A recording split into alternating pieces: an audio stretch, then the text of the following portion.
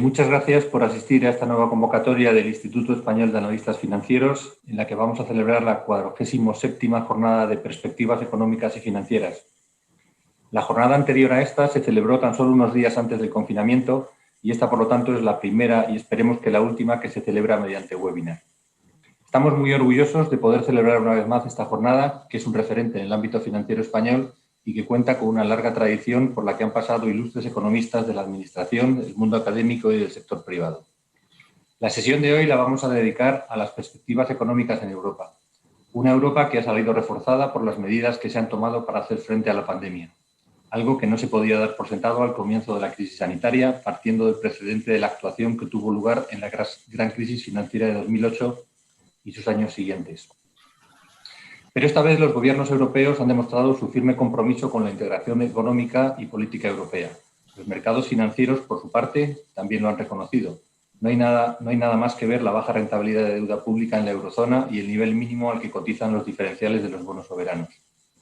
En esta ocasión, las autoridades europeas han manifestado y nos han convencido de que adoptarán todas las medidas necesarias para ayudar a los Estados miembros a superar la crisis.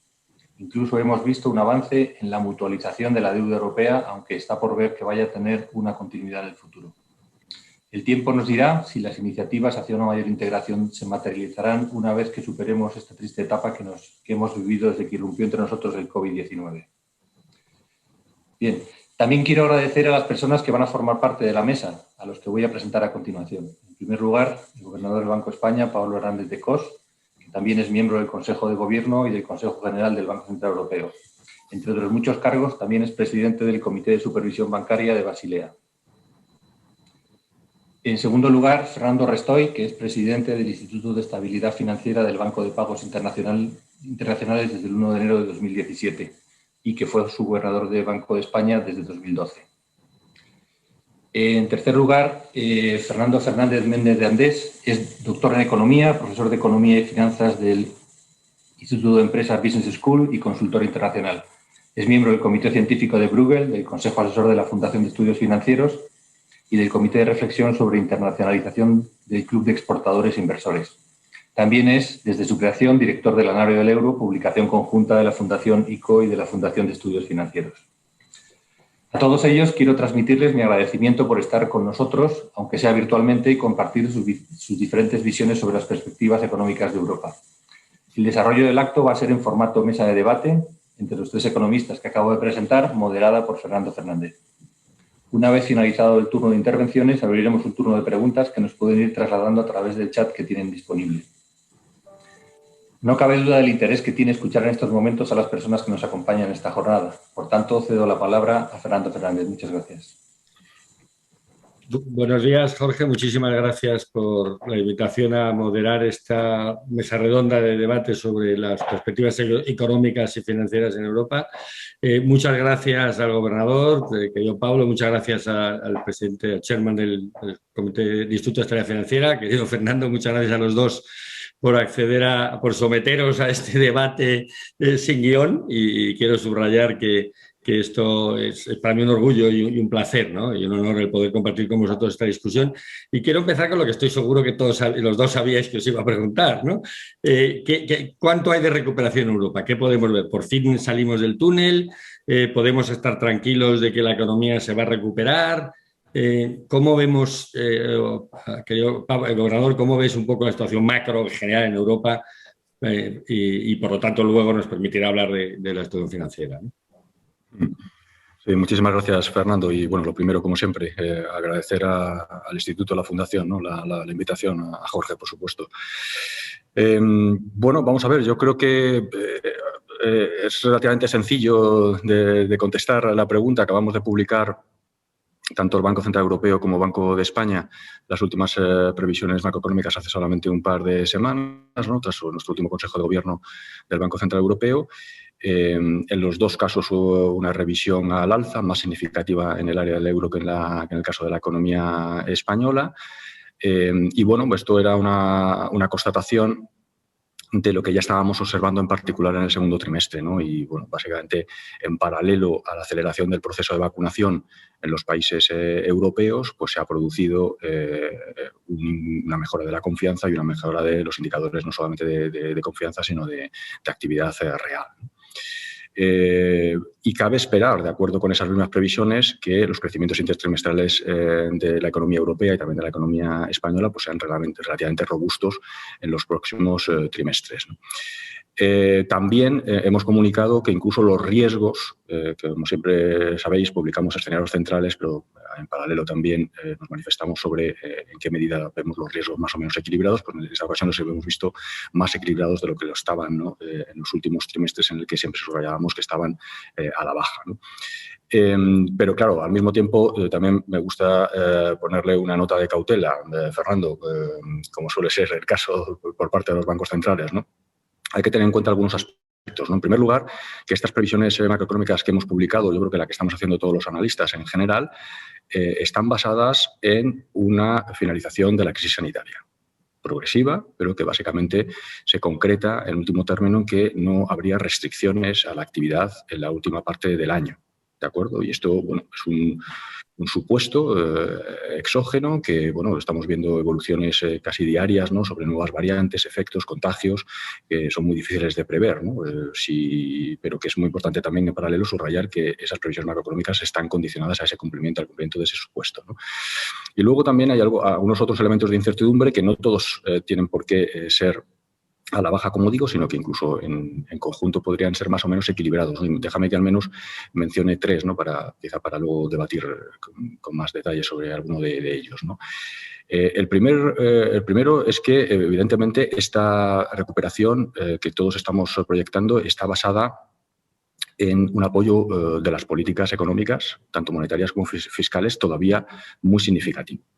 Y aquí déjame quizá que mencione el papel de los fondos europeos, porque en el caso de Europa esas previsiones están altamente condicionadas al uso de esos fondos y a cómo se utilicen esos fondos. Y voy a dar solamente un ejemplo. Las previsiones macroeconómicas del Banco de España para los próximos años incorporan un impacto macroeconómico del uso de los fondos europeos para la economía española de, en promedio anual, 1,5 puntos de PIB, entre 1,5 y 1,7. Es decir, estamos hablando de una cantidad muy significativa.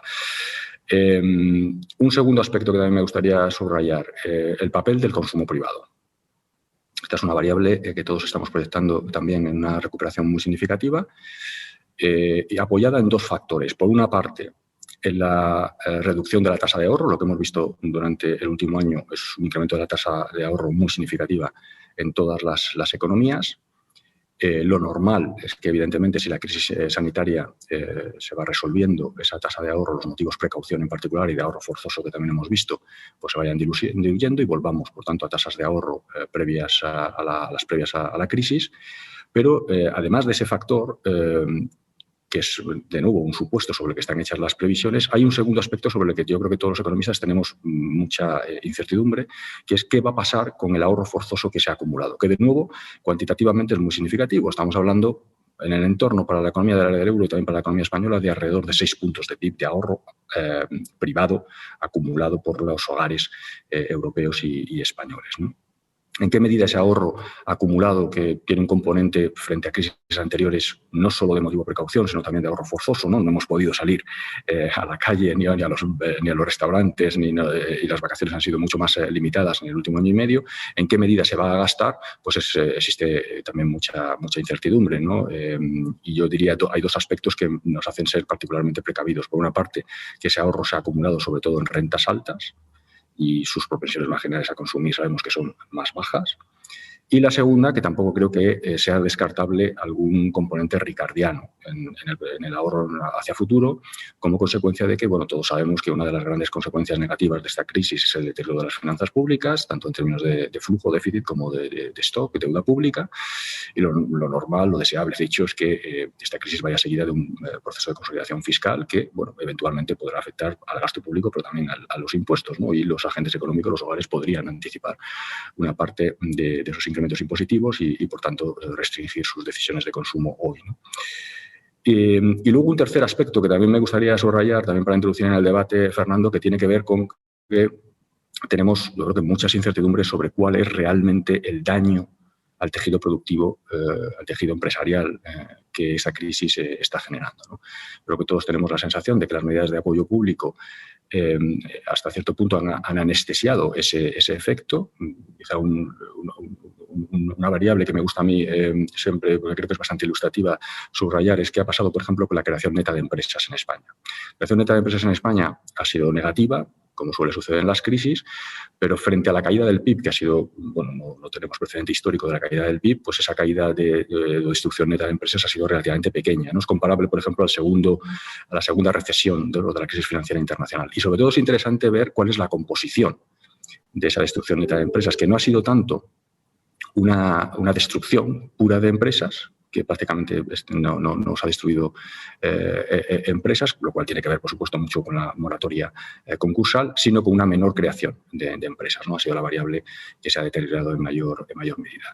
¿Hasta qué punto, una vez que se vayan retirando los estímulos, las medidas de apoyo público al tejido empresarial, pues van a ir apareciendo, ¿no? Digamos, muertos debajo de la alfombra, pues, y por tanto más daño estructural, pues es una gran incógnita. Y hay que decir que buena parte de las previsiones macroeconómicas que estamos todos publicando asumen un daño estructural relativamente reducido.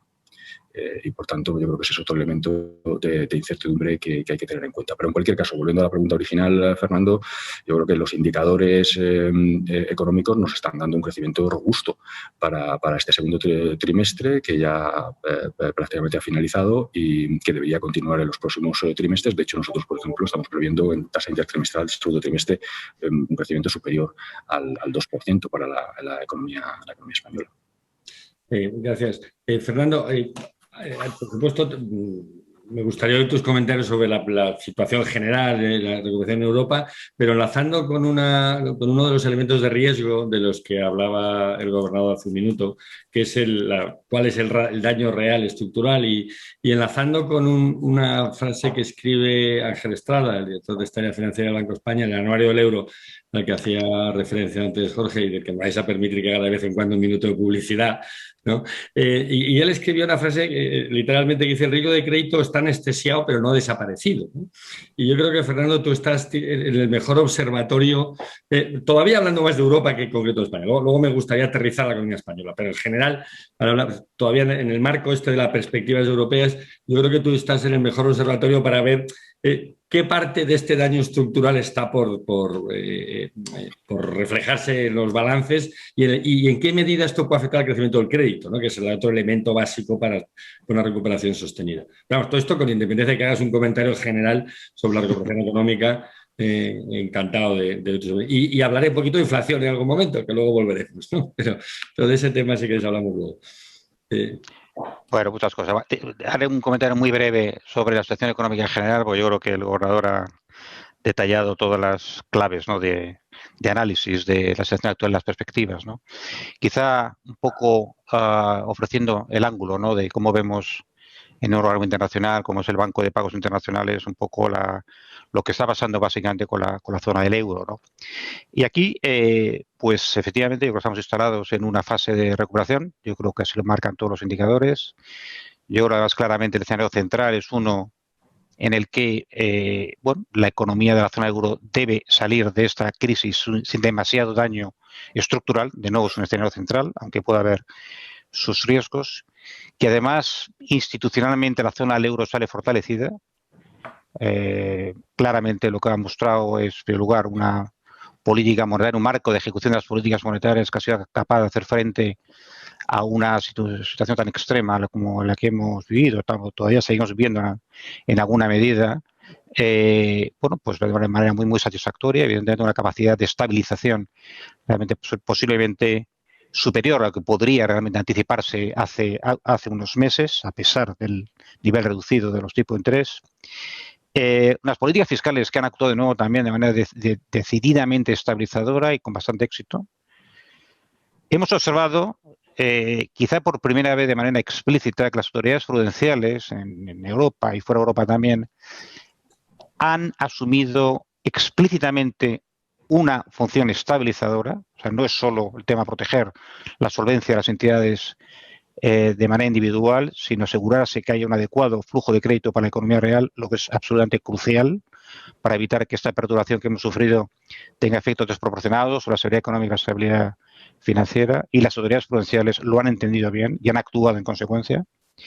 Y desde luego, pues los programas de ayuda que han sido señalados tanto por Jorge como por el gobernador, que eso es muy importante, y bueno, han mostrado la capacidad de las autoridades europeas de trabajar de manera coordinada y de asumir realmente, bueno, pues esquemas de reparto de los costes, incluido, por supuesto, por primera vez la emisión de cantidades significativas de deuda por parte de las propias autoridades europeas, ¿no? O sea, todo ello lo que hace realmente es reforzar la idea de que Europa sale fortalecida. Europa ha funcionado y los principales retos están, evidentemente, en el corto plazo, pues conseguir una absorción de los desequilibrios fiscales acumulados, nada despreciable, de una manera que sea compatible, evidentemente, con el dinamismo de la actividad económica.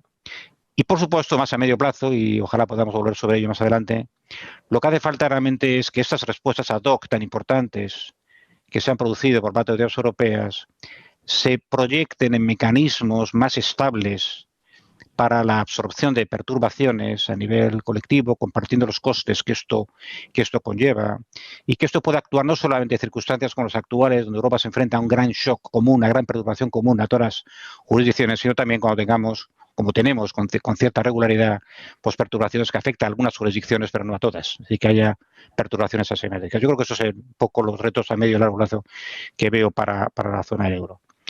Bueno, sobre temas relativos a riesgo de crédito, pues bueno, la situación es una que es muy clara, y es que realmente las cifras de morosidad no han aumentado, las cifras de incumplimientos por parte de los acreditados han aumentado de manera muy leve. Los ratios de morosidad de la banca en este momento se sitúan muy cercanos a niveles precrisis, pero precrisis de la anterior crisis, es prácticamente niveles extremadamente reducidos, y ocurre igualmente en otras jurisdicciones. Ciertamente esto tiene que ver con toda seguridad con las medidas de apoyo tan decididas y tan relevantes adoptadas por los gobiernos, con las facilidades que se ha dado a los prestatarios, evidentemente, para hacer frente a sus compromisos, y sobre todo el apoyo estabilizador de la política monetaria y de la política fiscal, ¿no? Y todo esto, bueno, pues es esto una anestesia, bueno, digamos, eso lo que es por supuesto un instrumento que ha servido para compensar el efecto adverso que puede tener esa perturbación tan tremenda que ha tenido la pandemia. Dicho esto, es evidente que los supervisores tienen en esos momentos tienen que hacer frente a un cierto grado de incertidumbre sobre la medida en la cual los balances bancarios están recogiendo ese riesgo de crédito. Y un elemento importante aquí, y con esto acabo, es que aun cuando las cifras de morosidad reconocidas en los balances bancarios, de activos dañados reconocidos por las entidades, pues no han aumentado mucho, sí vemos cierta heterogeneidad por entidades y sí vemos cierta heterogeneidad, digamos, por jurisdicciones. Y lo mismo ocurre con la dotación de provisiones. La dotación de provisiones han aumentado en términos de stock, pero han aumentado de manera muy distinta en distintos países, más en Estados Unidos, menos en Europa, y dentro de Europa se observa también cierta heterogeneidad por entidades. Lo cual pone de manifiesto, ¿sí?, que ciertamente los bancos en general probablemente están haciendo un buen trabajo de reconocimiento del interior de calidad de los activos, pero es verdad que esta heterogeneidad muestra que no todos los bancos, digamos, están aplicando las mismas políticas y por lo tanto están aplicando el mismo rigor. Y es por eso que el tema de la vigilancia de la evolución de la calidad de los activos, pues en ese momento posiblemente sea la prioridad número uno de las autoridades supervisoras. Gracias. Has planteado muy bien, yo creo que ese es el tema, digamos, que marca todo el debate, la actuación coordinada internacionalmente y también entre los distintos ámbitos de la política fiscal, monetaria y regulatoria, que yo creo que esto marca la diferencia, y me gustaría ir hablando por partes de la política monetaria, la política fiscal y la regulatoria, pero antes de eso sí quisiera, gobernador, que aterrizásemos la perspectiva macro general a España, y ahí me gustaría trasladarte un poco digamos, una preocupación que yo creo que está en la mayor parte de los analistas españoles, ¿no?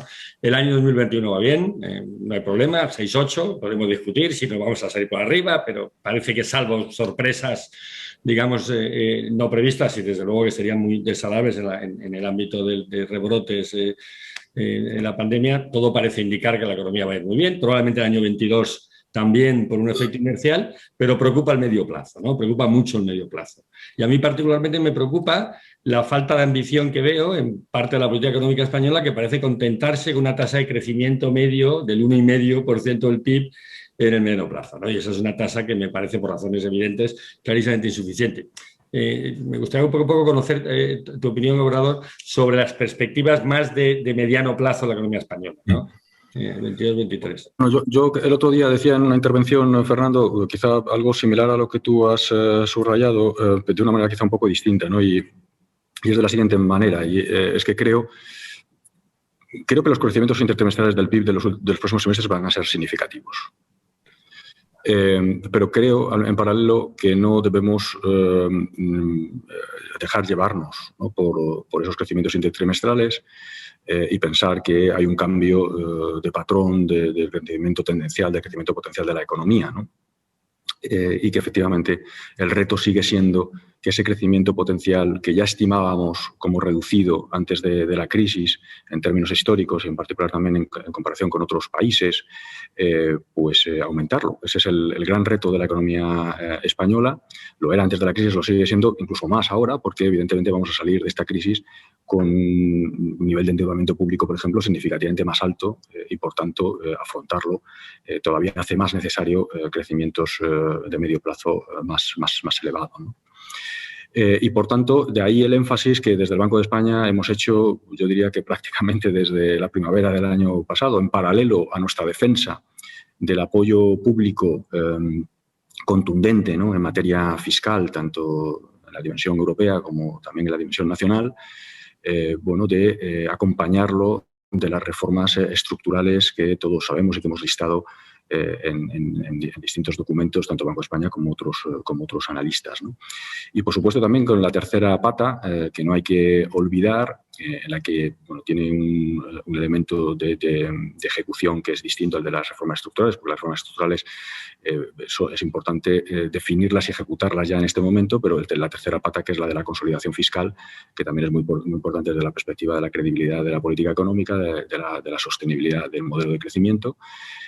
No es, evidentemente, el momento de proceder a esa consolidación fiscal. Eso sería completamente incoherente, ¿no? Con el mensaje de mantener los estímulos que estamos todavía lanzando, pero que creo que sí sería muy importante desde esa perspectiva de la credibilidad, de dotar de credibilidad a la política económica, pues un diseño temprano de ese proceso de consolidación fiscal. O sea, dicho de otra manera, esta crisis hace más necesario esas reformas estructurales que aumenten el crecimiento potencial de la economía. Eso es absolutamente, creo que claro, y lo tenemos todos claro.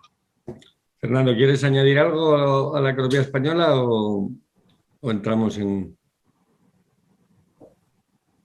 Estás mute, Fernando. Sobre política fiscal, si me permites, Fernando. Sí, por supuesto. Vamos a ver, yo creo que la experiencia de esto, de la pandemia, ¿no? Junto con la experiencia de la crisis de deuda en Europa anterior, etcétera, ¿no?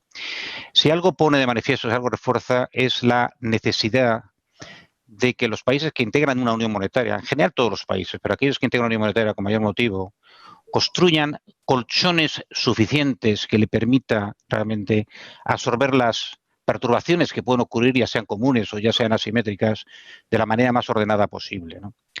Ciertamente hay dos colchones que son fundamentales aquí. Uno es el colchón, digamos, fiscal y el otro es el colchón de solvencia de las entidades financieras, ¿no?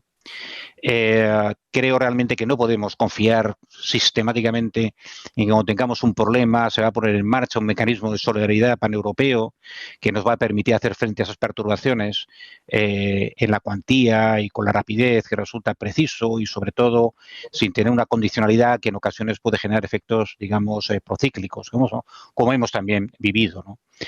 Por eso yo creo que sea una tarea relevante, además, por supuesto, las reformas estructurales que acometer por parte de autoridades españolas es no solamente absorber los desequilibrios que se han generado durante el episodio reciente, sino también, en la medida de lo posible, construir colchones de recursos fiscales que nos permitan hacer frente a posibles perturbaciones en el futuro. Y esto es absolutamente crucial.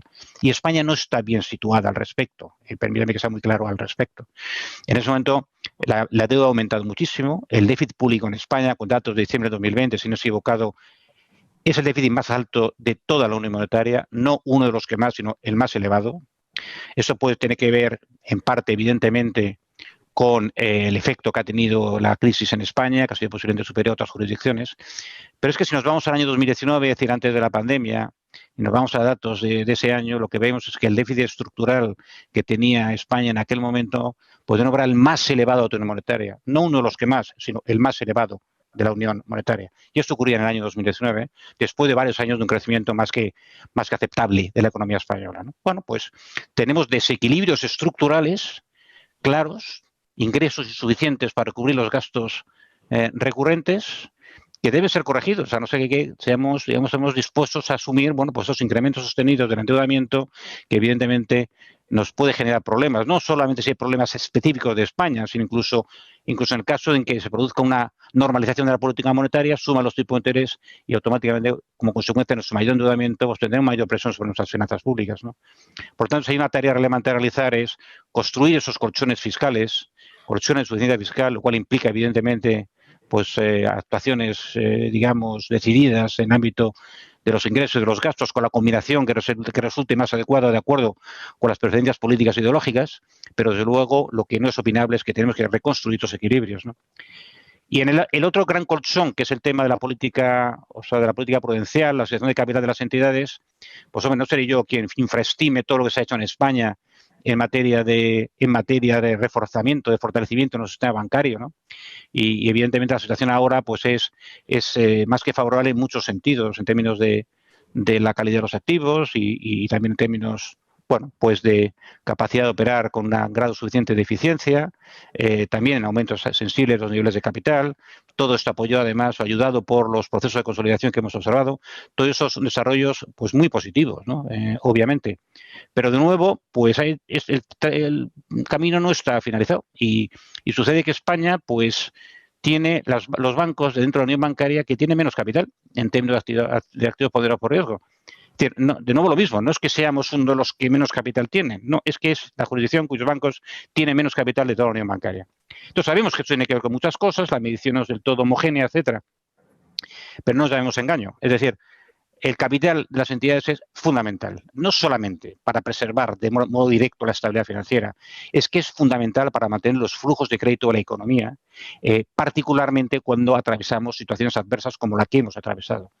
Y por lo tanto, pues avances también en este terreno resultan cruciales para tener mayor capacidad de hacer frente a las perturbaciones de manera autónoma y sin depender, digamos, de que se pongan en marcha mecanismos, digamos, de mutualización de los riesgos a nivel europeo. Me parece que actuaciones decididas en esos ámbitos, sobre todo en el terreno fiscal, enfatizaría, me parecen absolutamente cruciales.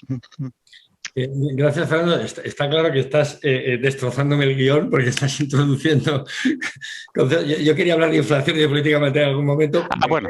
No, llegaremos, pero no voy a dejar pasar dos temas que has introducido y que más te agradezco profundamente porque me evitas a mí de hacer de malo la película. Entonces te lo agradezco sinceramente. Has introducido, por hablar del debate fiscal, yo creo que has introducido las dos palabras mágicas, ¿no?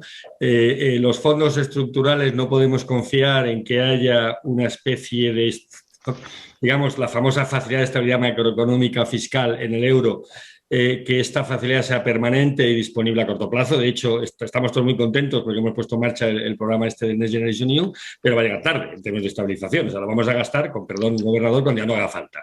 Y por eso también hay muchas dudas sobre la inflación. Pero en cualquier caso, has introducido ese tema, has introducido el segundo tema fiscal, que es todavía, yo creo que más significativo, es el tema de la condicionalidad. O sea, no podemos esperar que haya una facilidad de estabilización macro, una política fiscal macroeuropea sin ninguna condición, y eso también hay que ver. Y esto me lleva a la pregunta que le quería hacer al gobernador, que además es un experto en el tema y ha escrito bastante, que es el tema de las reglas fiscales, ¿no? Porque los colchones a los que hacías referencia, Fernando, en términos fiscales, tiene mucho que ver con unas reglas fiscales que provean en los buenos tiempos para los malos tiempos, ¿no? Y teniendo en cuenta además que las reglas fiscales, en el caso español, son particularmente necesarias porque todos sabemos que la gran vulnerabilidad de la economía española es su déficit estructural y su confianza en un entorno financiero, que luego hablaremos, de tipos cero indefinidos. Es decir, todo el mundo está muy contento porque el coste de servicio de la deuda hoy no muerde, por decirlo en términos coloquiales,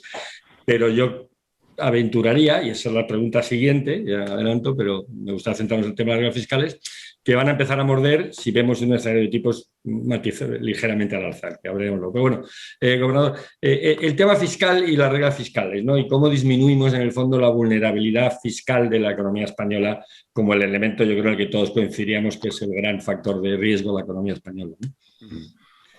Sí, gracias, Fernando. Bueno, no puedo estar más de acuerdo con lo que ha dicho Fernando, ¿no? Quizá déjame, Fernando, hablar primero de Europa y luego me detengo un segundo en España, ¿no? Porque efectivamente yo creo que estamos también todos de acuerdo que este podría ser el momento apropiado para modificar el pacto de estabilidad, ¿no? Y adaptarlo a la situación, a la nueva situación estructural que tenemos ya desde hace algunos años, ¿no? Y aquí hay, desde mi punto de vista, tres componentes. Los dos primeros son quizás los que más se subrayan habitualmente y el tercero quizás se olvida, pero a mí me gusta siempre dedicarle también mucha atención. El primero tiene que ver con que el pacto sigue sin tener un componente europeo, propiamente dicho, importante. ¿De acuerdo? Y eso tiene que ver con la ausencia en paralelo de un mecanismo de estabilización permanente fiscal. Y esto hay que resolverlo.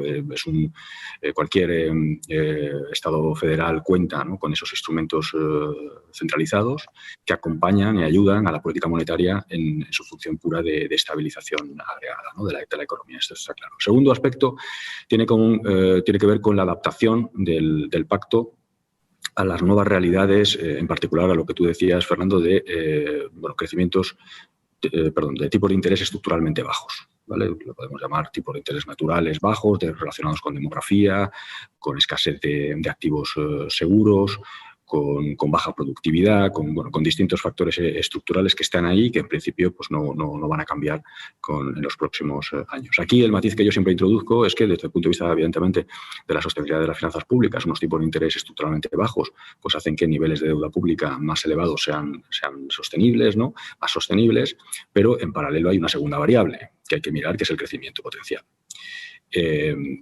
La dinámica de la deuda tiene como determinante fundamental el tipo de interés, pero también el crecimiento económico. Y muchos de los factores sobre la base de los cuales argumentamos que están detrás, por tanto, de los bajos tipos de interés estructurales naturales de la economía, también generan bajo crecimiento potencial.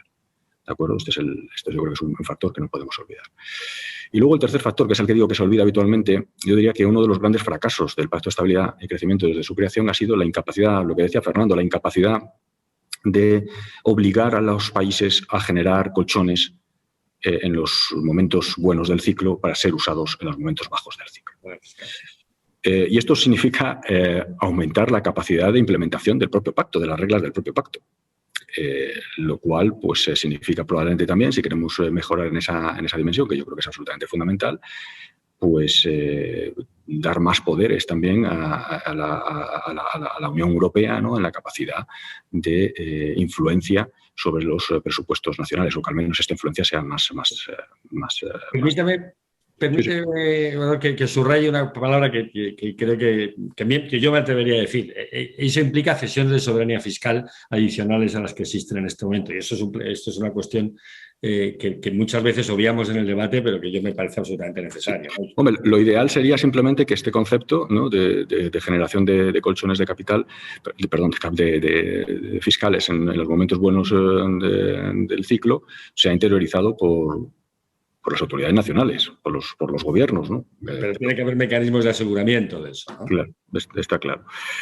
Y luego, yendo al terreno de la economía española, pues efectivamente, yo siempre lo pongo en estos términos, efectivamente, deuda pública 120 puntos, un incremento de más de 20 puntos porcentuales desde el inicio de la crisis. Eso en cuanto al stock, en cuanto al flujo. Nuestro déficit estructural estimado por Banco de España en el año 2019 estaba cercano a 3 puntos de PIB. Y bueno, pues esta crisis, sin tener que recurrir a argumentos de cuál podría ser el deterioro del nivel potencial del producto, pues tenemos que, bueno, evidentemente mayor deuda pública genera mayor carga de intereses estructuralmente. Se han aprobado algunas medidas de carácter permanente, como es el ingreso mínimo vital. La indexación de las pensiones. La indexación de las pensiones aporta, de acuerdo con las distintas estimaciones, alrededor de un incremento del gasto en pensiones de aproximadamente 1 punto porcentual por década, hasta 3 puntos porcentuales hasta el año 2050.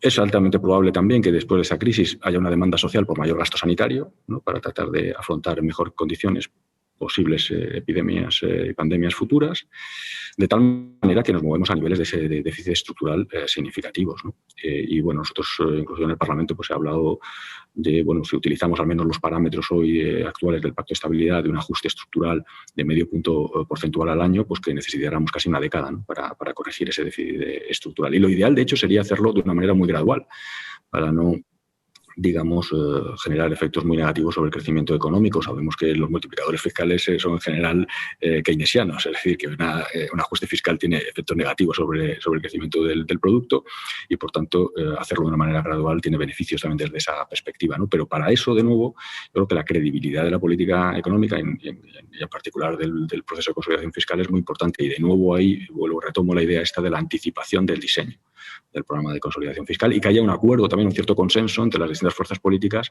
sobre al menos los parámetros fundamentales, ¿no?, de ese proceso de consolidación fiscal, ¿no? No soy ingenuo, es muy difícil ponerse de acuerdo sobre la composición del ajuste, porque bueno, ahí evidentemente el componente ideológico es mucho más importante, pero sí al menos sobre el patrón temporal y incluso el momento en el que se debe poner inicio a ese proceso. Sí, yo creo que a lo de este debate, gobernador, es evidente que este año el debate europeo va a girar, y en eso me aventuro yo personalmente a poner encima de la mesa que hay un cierto cambio en el debate fiscal europeo. Hemos pasado de una política, digamos, de emergencia y de estabilización ante una crisis sanitaria y ya empezamos a oír voces en Europa que hablan que hay que empezar incluso y dentro del tema de la política monetaria, a acompañar esa revisión de la política fiscal con una política monetaria. Estoy pensando en las declaraciones del gobernador del Bundesbank el otro día, que empieza a retirar parte de la extraordinaria liquidez, ¿no? Enlazo este tema con lo que quería hablar de verdad, que es de inflación, ¿no? Porque en este debate de perspectivas financieras en el instituto no podemos dejar de hablar de las perspectivas de tipos de interés y de política monetaria, ¿no? Y hay dos puntos distintos, ¿no? Me gustaría hablar un poco de la situación y luego hablaremos de la revisión de la estrategia política monetaria, que yo creo que todos estamos esperando a ver qué va a salir la semana que viene o si la semana que viene. Pero hablemos de la situación, porque déjame que te plantee la situación, déjame que os plantee a los dos expertos de esto, una paradoja, ¿no? O sea, yo miro el gráfico de la TIR a 10 años de Alemania y veo que no ha dejado de crecer desde enero del año de este año, ¿no? No de manera brutal, pero ya estamos acercándonos a tipos cero en Europa. Veo la deuda americana lo mismo y veo que el diferencial de deuda española no hace más que bajar.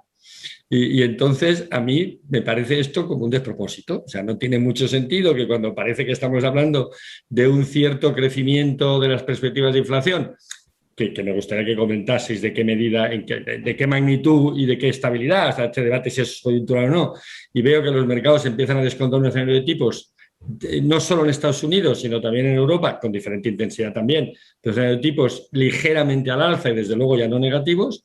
Veo que, sin embargo, y es mi única interpretación a la caída diferencial, que los mercados siguen pensando que el BCE va a estar, y lo quiero decir brutalmente para que luego me corrijan, va a comprar todo lo que haga falta para mantener los diferenciales en estos niveles, ¿no? Y que va a mantener y prolongar indefinidamente el PPE, más allá del PPE, utilizar el programa tradicional de compra de activos de una manera diferente, ¿no?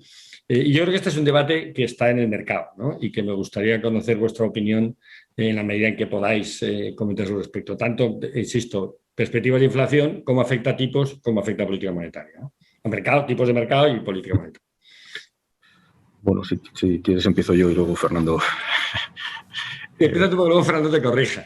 Sí, exacto. Te ayuda. No, vamos a ver, yo creo que esta discusión hay que empezar, me parece a mí, a tenerla sobre la base de lo que uno piensa que está pasando con la inflación, ¿no? Que en definitiva es el objetivo del Banco Central Europeo en particular y también de la Reserva Federal, aunque en su caso con un doble objetivo también con el crecimiento económico, ¿no? Y yo creo que aquí hay que hacer hay que poner encima de la mesa dos cuestiones. Primero, la diferencia entre Estados Unidos y Europa. Y ahí puede uno recurrir tanto a inflación observada como a expectativas de inflación.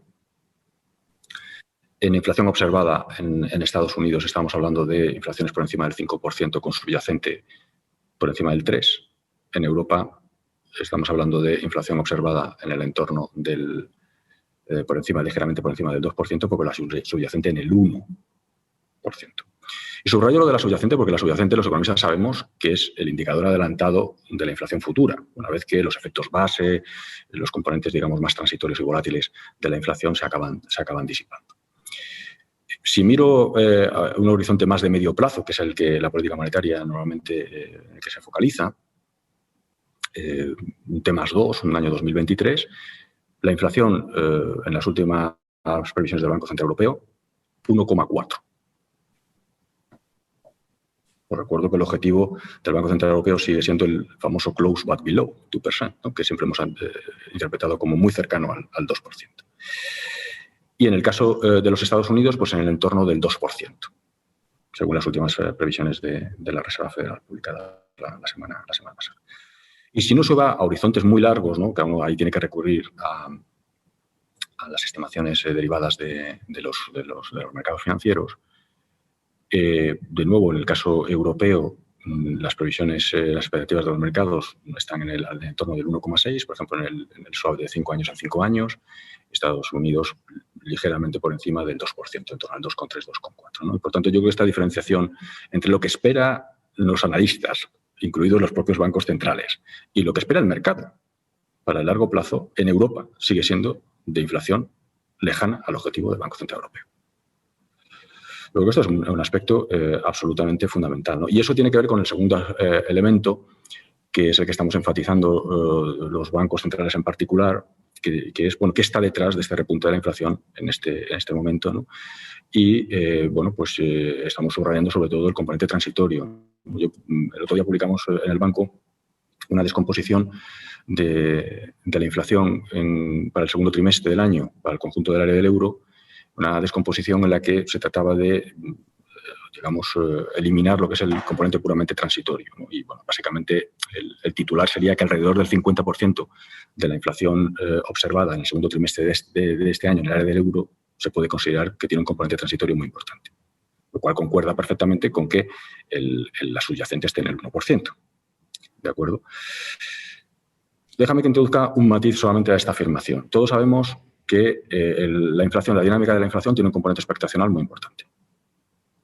Y esto es quizá lo que ha podido cambiar, al menos temporalmente, ¿no? en los últimos semanas o meses. ¿Hasta qué punto pues digamos, cambio en ese componente expectacional pues va a acabar generando dinámicas de salarios en particular, ¿no? Que son fundamentales para la dinámica futura de la inflación o incluso de márgenes empresariales? Pues es muy pronto para decir, pero vamos, dados en ese mismo documento que mencionaba del Banco de España se presentaba también nuestras previsiones de inflación, las del área del euro, comparadas con las que surgirían de una aplicación inmediata de nuestros modelos de curva de Phillips, ¿de acuerdo? Que te ayuda a entender un poco los fundamentales. Y la inflación que prevemos para el año 2023 se queda por encima de nuestros modelos de curva de Phillips. Lo cual querría decir que, incluso de acuerdo con los fundamentales, holgura de la economía, componente backward-looking y forward-looking de la inflación, que son los componentes que están en las ecuaciones de las curvas de Phillips, pues veríamos incluso riesgos a la baja, ¿no? Pero dicho en paralelo, que claro, esos coeficientes backward y forward-looking están tomados sobre la base de la experiencia de la última década, que ha sido claramente de baja inflación, ¿no? Y yo creo que es el matiz que querría introducir. Con esta valoración, pues no me parece en absoluto descabellado, Fernando, que el mercado lo que esté esperando, de acuerdo, por supuesto, también con el forward guidance, con las orientaciones de política monetaria que le hemos dado hacia futuro los bancos centrales, en particular el Banco Central Europeo, pues que piensen, internalicen, y eso se refleje en los precios de los activos, en particular de los tipos de interés, que el grado de acomodación monetaria va a durar mucho tiempo. Fernando, ¿quieres añadir algo? Bueno, quizá brevemente aquí. Yo creo efectivamente que hay que diferenciar desarrollos inflacionarios en distintas áreas, aunque es verdad que hay unos elementos comunes, ¿no? Yo creo que efectivamente el análisis que hace tanto la Reserva Federal como el Banco Central Europeo coincide en pensar que digamos que si hay elementos que están apoyando el incremento de la inflación en ambas áreas, estos elementos son en general de una naturaleza eminentemente transitoria, tiene que ver con los efectos base, tiene que ver con el incremento de los precios de las materias primas, incluido el petróleo. En Europa tenemos la reversión del IVA alemán y tenemos los temas de las reponderaciones de la cesta del IPC armonizado, etcétera, ¿no? Tenemos elementos transitorios ahí que son relevantes. Que tenemos además que no observamos incrementos salariales, digamos, generalizados relevantes. Tenemos incluso alguna evidencia de que puede haber una menor traslación recientemente del precio de las materias primas a los precios relativos, a los precios finales. Y es verdad que las expectativas de inflación en general, según la mayor parte de los indicadores, permanecen ancladas, más en Europa que en Estados Unidos. En Estados Unidos puede haber un repunte según algún indicador en el corto plazo, pero luego enseguida, bueno, pues las expectativas, digamos, vuelven a estar en línea con los objetivos de la Reserva Federal. Pero si hay algún elemento relevante aquí, y es que si uno ve las encuestas, pues la probabilidad asignada por los que participan las encuestas a escenarios de incremento de precios superiores al objetivo de los bancos centrales, pues es mayor que en el pasado. Y si uno analiza los determinantes de las curvas de rendimientos, pues uno ve que las primas de riesgo inflacionario pues también han aumentado. Por lo tanto, pues lo de siempre, tenemos un escenario central, todo es transitorio, pero bueno, hay escenario menos probable al cual se le asigna recientemente una mayor probabilidad, y esto evidentemente pues es coherente con la incertidumbre existente sobre el impacto inflacionario del paquete, particularmente del paquete fiscal tremendamente expansivo en Estados Unidos, el impacto que tiene sobre la inflación a través de la curva de Phillips, alguna evidencia en relación con lo que decía el gobernador de posibles efectos no lineales en la curva de Phillips, que a medida, digamos, que se complete la utilización de la capacidad productiva podría haber incrementos más importantes de la inflación, desproporcionadamente más elevados de la inflación. En probabilidad de que algunos factores que en el pasado han ayudado a aplacar la evolución de los precios pues hayan podido perder algo de poder, tema de la globalización, competencia internacional, los mercados de bienes y de factores, y que por el contrario pues otros factores estructurales hayan podido ganar relevancia recientemente y lo puedan ganar más en el futuro. Por ejemplo, el tema del envejecimiento de la población y su impacto sobre la oferta de trabajo. Bueno, pues ahí donde estamos. Yo creo que efectivamente el análisis que habrá el gobernador es el adecuado. Yo creo que hay que esperar efectivamente que en general la inflación se mantenga, sobre todo en Europa, en niveles reducidos y que por lo tanto no haga falta una respuesta, digamos, demasiado radical por parte de los bancos centrales. Pero es evidente que es una variable que ha ganado relevancia, es una variable de la inflación que es seguida ya con mayor intensidad por parte de los analistas y por supuesto también por parte de los bancos centrales, y asociado a ello, pues evidentemente, pues hay que también tener presente escenarios en los cuales puede haber una reacción de los bancos centrales, pues que a lo mejor no sea, digamos, particularmente positivo para la situación de algunas economías, y estoy pensando en general, estoy pensando en particular en economías emergentes que son ciertamente más vulnerables a los incrementos de los tipos de interés, particularmente en Estados Unidos. Sí, dejadme que a efectos de completar la película, la imagen para los asistentes, a los que por cierto les animo a que hagan preguntas en el chat. Por favor, vayan haciendo preguntas porque abriremos un turno de preguntas con los dos puntos a partir de aproximadamente las 11 o 11 y cuarto, dependiendo de cómo vayamos. Pero a efectos de completar la película, dejadme y adopte una posición, si queréis, muy antigua, ¿no? Pero uno ya es lo que es, y es muy antiguo en esto de la inflación. Entonces, yo lo que veo es que todos los elementos subyacentes de las presiones inflacionistas se están disparando, ¿no? Se está disparando la política fiscal, tenemos déficits que no hemos visto nunca en la historia, literalmente así, nunca en la historia. Pero es que además veo una serie de componentes políticos en el debate que solo pueden generar tensiones inflacionistas, ¿no?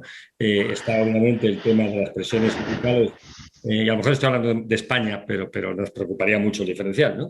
Presiones sindicales alimentadas o favorecidas por políticas gubernamentales que implican incrementos de costes laborales que acabarán traduciéndose en salarios.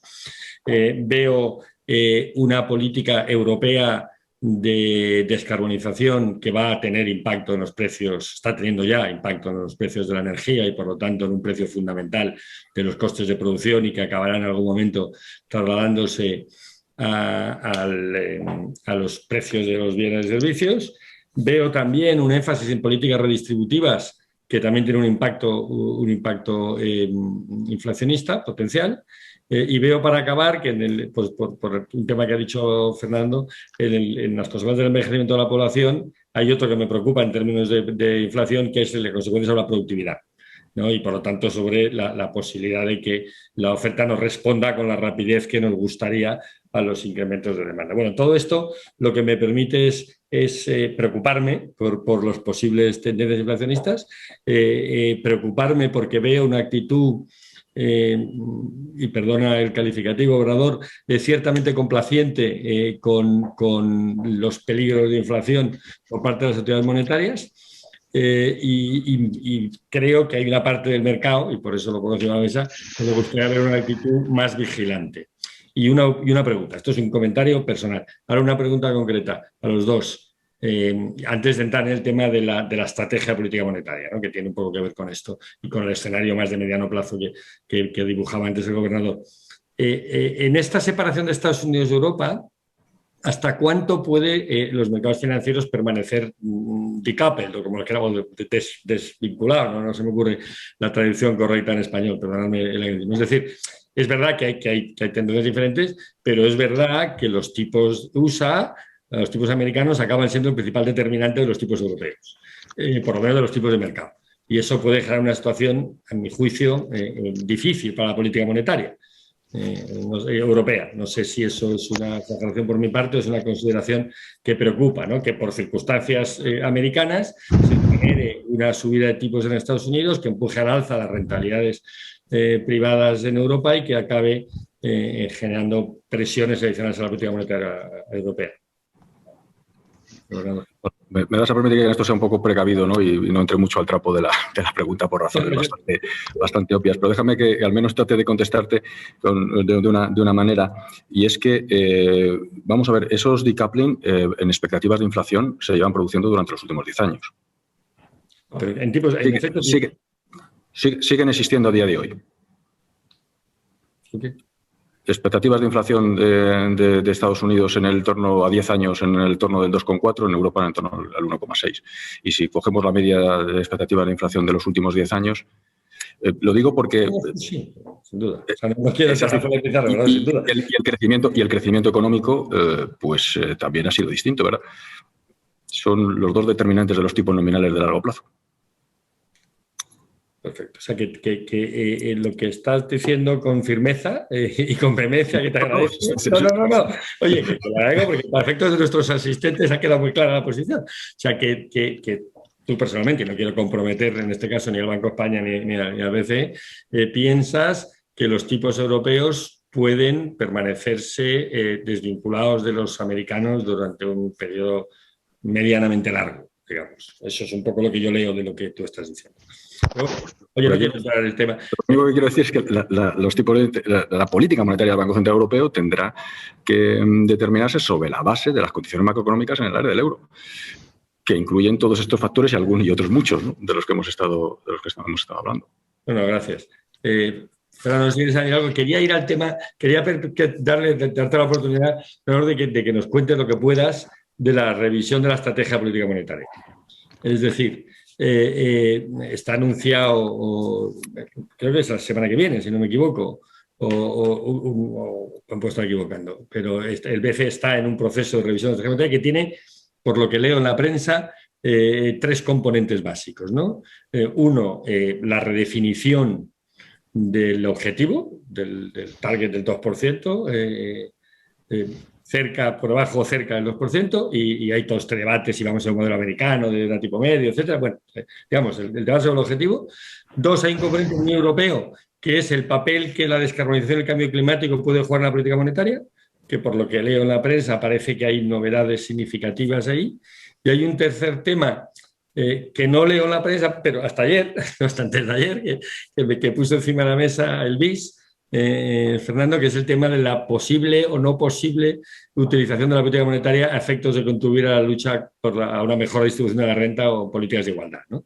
Que es un tema, si quieres, un poquito marginal, pero que, por ejemplo, en Estados Unidos sí ha condicionado, en mi opinión, la revisión de la estrategia. O sea, en la medida en que la Reserva Federal afirma que su objetivo no es la tasa de empleo, media de la economía, sino la tasa de empleo de los sectores más desfavorecidos de la economía, y esto lo ha dicho explícitamente Powell. Eso sí es una utilización de la política monetaria a efectos redistributivos, ¿no? Con éxito, que ya veremos, porque es muy pronto para decirlo, y con implementación. Pero bueno, estos tres temas me gustaría, en la medida que pueda el gobernador, que nos adelantes, que nos digas el estado de la cuestión. Estoy seguro que no vas a adelantar.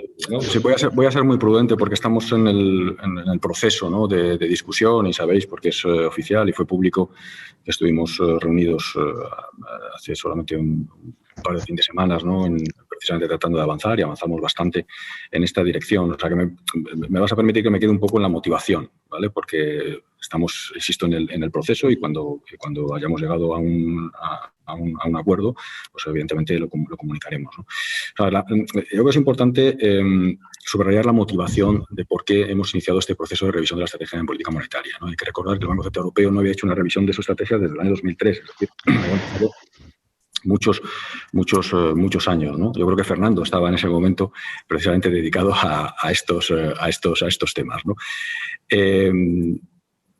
Vamos a ver, llevamos una década de inflaciones bajas, llevamos también más de una década con estimaciones de tipos de interés naturales muy reducidos.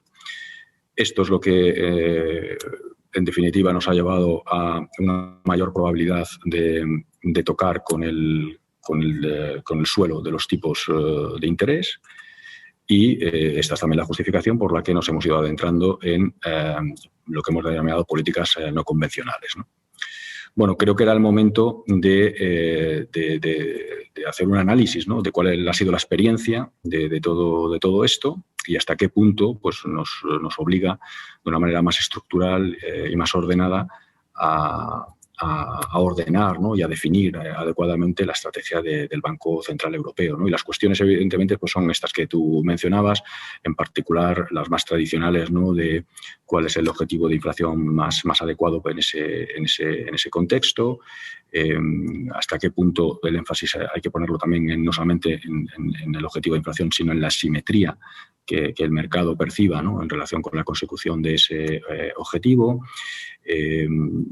Si debemos o no ya dejar de denominar a estas políticas no convencionales y empezar a tratarlas como parte del arsenal normal y habitual de los bancos centrales, ¿no? Y esto es todo lo que está en discusión, y bueno, yo me he manifestado sobre algunos de estos aspectos en distintas intervenciones en el pasado, pero me vais a permitir que ahora que estamos llegando al final, pues baje un poco el tono, ¿no? Porque ahora es el momento de la decisión y el consenso, ¿no? Y luego, efectivamente, Fernando, hay otra serie de aspectos, digamos, más colaterales que también se han incorporado, porque la revisión de la estrategia de política monetaria del Banco Central Europeo es quizá particularmente ambiciosa en relación con otras que se han producido por otros bancos centrales. Es decir, que no solamente perseguimos esa revisión más tradicional, sino incorporar otros aspectos, como por ejemplo mencionabas cambio climático, pero también el papel de la estabilidad financiera, la interacción entre política monetaria y política fiscal, ¿no?, que son todos aspectos que también, bueno, pues, que han recibido mucha atención, ¿no? Y en esas estamos, ¿no? Sobre el cambio climático también me he pronunciado en muchas ocasiones. Yo creo que simplemente recurriendo al objetivo primario del Banco Central Europeo, objetivo de inflación, ya uno tiene que preocuparse claramente también por las consecuencias del cambio climático para la inflación. Tú lo mencionabas antes, ¿no?, como un factor que puede condicionar la dinámica de la inflación en los próximos años, y verdaderamente los gobiernos toman las decisiones en materia impositiva que son probablemente necesarios, ¿no?, para lograr esos objetivos de inflación. Y luego, por otra parte, precisamente como consecuencia de esas medidas no convencionales y también simplemente de las medidas habituales de financiación a los bancos, pues el balance de los bancos centrales pues también está expuesto, ¿no?, a los riesgos climáticos, como lo están, por ejemplo, las entidades privadas, ¿no? Y, por tanto, incorporar, ¿no?, ese riesgo de cambio climático a la valoración que habitualmente hacemos de los riesgos de las contrapartes, el colateral, etcétera. La política monetaria es otro mecanismo en el que debemos reflexionar, ¿no? Y que eventualmente, si lo mismo que les estamos diciendo a las entidades, que es que incorporen el riesgo de cambio climático como un elemento adicional, ¿no?, en la valoración de sus riesgos. Si hacemos lo propio, pues ayudaríamos también indirectamente a una fijación adecuada de los precios, que contribuiría en último término también a la lucha contra el cambio climático, ¿no? O sea, esto es un poco el elenco, ¿no?, de aspectos que están encima de la mesa. Fernando, como viejo banquero central y como tus actuales, Me gustaría ver tus comentarios sobre lo que te gustaría que incluyese la revisión de la estrategia y sobre todo en el punto que ha tratado el gobernador y que a mí se me había olvidado, el tema de la relación entre política monetaria y estabilidad financiera, ¿no? El objetivo de precios y de estabilidad de precios y el objetivo de estabilidad financiera, ¿no? ¿Cómo lo veis desde el Basilea? Bueno, el gobernador ha sido muy prudente, como banquero central. Tú no puedes serlo. El BIS, no, el problema es que el BIS, el BPI, es un banco central de bancos centrales. Por tanto, si los bancos centrales son prudentes, el BPI tiene que ser todavía más prudente que el más prudente de sus accionistas, ¿no? Y por lo tanto, pues la verdad que no esperes grandes titulares de lo que vaya a decir a partir de ahora, ¿no? Sí puedo hacer una referencia, que tú lo has comentado y te lo agradezco, al capítulo 2 del informe anual del BPI, que se acaba de publicar, donde se hace una reflexión sobre la relación entre política monetaria y desigualdad. Yo no lo caracterizaría como una propuesta de que la desigualdad sea un objetivo un objetivo más de política monetaria, pero sí un reconocimiento analítico de que efectivamente las actuaciones de política monetaria pueden tener efectos sobre la desigualdad, ¿no? Y si hay un mensaje claro, digamos, que emerge de este informe anual, es básicamente que una buena contribución que los bancos centrales pueden hacer en materia de reducir o mitigar las desigualdades es precisamente cumplir su mandato de perseguir la estabilidad de precios, porque son los segmentos más desfavorecidos de la población los que están más expuestos realmente a los riesgos de inflación. Y lo dejaría ahí. Yo creo que ese es un poco el tono de este capítulo del informe anual, ¿no? Y luego, pues sí, me gustaría hacer un comentario ciertamente sobre la relación entre estabilidad financiera y política monetaria. Yo creo que si algo hemos aprendido realmente es que no podemos mantener más esta ficción de que podemos separar la política monetaria de la estabilidad financiera, de que podemos lograr inflación reducida o estabilidad de precios con un instrumento con los tipos de interés, y que por lo tanto a eso debe dedicarse el Banco Central, y que la estabilidad financiera tiene que ver con políticas microprudenciales o políticas macroprudenciales que no tiene por qué realizar el Banco Central, se lo realiza, lo puede hacer con otros instrumentos, y que por lo tanto los dos campos pueden permanecer, digamos, disjuntos, pueden permanecer, por lo tanto, cada uno, digamos, trabajando por su cuenta, sin reconocer las enormes interacciones que existen entre uno y otro ámbito, ¿no? Y yo creo que el consenso analítico general va en esta dirección, y el reto, evidentemente, es cómo codificarlo. Y esto no es sencillo. Esto ciertamente no es sencillo. Y yo tengo muchas expectativas, muchas esperanzas de que el Banco Central, como ha ocurrido en otros ámbitos, pues dé un paso adelante y nos proporcione un marco que nos permita pensar en los dos ámbitos, estabilidad de precios y estabilidad financiera, de manera conjunta, y que reconozca adecuadamente que los instrumentos privilegiados para un objetivo tienen implicaciones sobre otro objetivo, y que por lo tanto necesitamos un análisis integrado, digamos, de las perspectivas de estabilidad de precios y de estabilidad financiera, y espero, digamos, que avance en ese terreno. Esa es mi expectativa, ¿no? ¿Quieres añadir algo, gobernador, o introduzco otro tema? No, quizás sobre esto último que decía Fernando, ¿no? A mí, como me gusta ponerlo siempre, es que digamos que la estabilidad financiera es un prerequisito de la estabilidad macroeconómica general, ¿no? Lo cual no quiere decir que los instrumentos, ¿no?, para lograr una y otra, pues sabemos, en el marco de gobernanza que tenemos en Europa, están en autoridades distintas. De hecho, las autoridades macroprudenciales son de ámbito nacional, aunque hay evidentemente un componente también europeo, y la política monetaria pues está en manos del Banco Central Europeo, ¿no? Ese marco evidentemente tiene sentido y tiene sentido preservarlo, lo cual no quiere decir que uno no tenga en cuenta las interacciones que hay.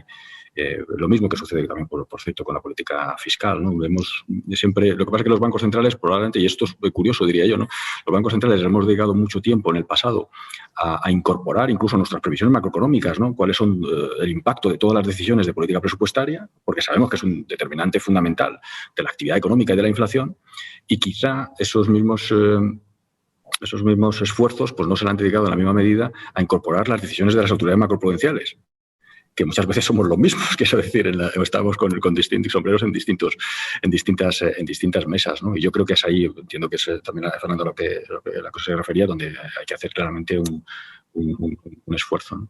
Sí, yo creo que son las lecciones claras. Es casi de integración analítica, diría yo, ¿no? O sea, porque evidentemente en equilibrio general todo eso está completamente relacionado, volviendo a esta afirmación de que la estabilidad financiera es un prerequisito de la estabilidad macroeconómica, ¿no? Por tanto, Sí, también... esa es una de las claras lecciones que todos aprendimos en la crisis financiera anterior, ¿no?